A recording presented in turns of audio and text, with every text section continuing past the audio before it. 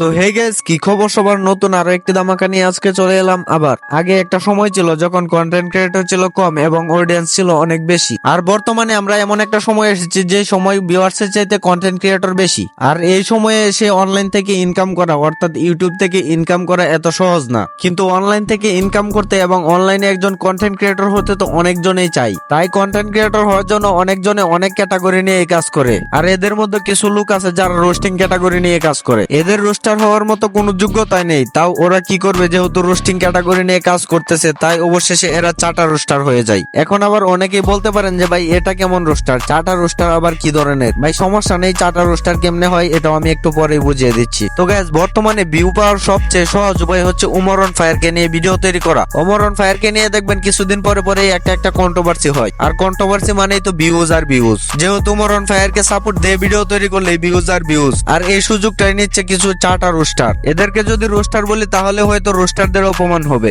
এই চাটা রোস্টারদের চ্যানেলের মধ্যে ঢুকলে আপনি বুঝতেই পারবেন না যে এটা একটা রোস্টিং চ্যানেল নাকি ওমর অন ফায়ারের চ্যানেল। এদের চ্যানেলের মধ্যে যেই ভিডিওগুলি আছে এদের মধ্যে 70% ভিডিও হচ্ছে ওমর অন ফায়ারকে নিয়ে। আবার কিছু কিছু ভিডিও দেখবেন অন্য টপিকের হয়ে থাকলেও এখানে থাম্বনেলে দিয়ে রাখে ওমর অন ফায়ারের ছবি কিছু ভিউজ পাওয়ার জন্য। এদের চ্যানেলে যা কিছু সাবস্ক্রাইবার হয়েছে সবকিছু ওমর অন ফায়ারকে চেটে চেটে বানাইছে।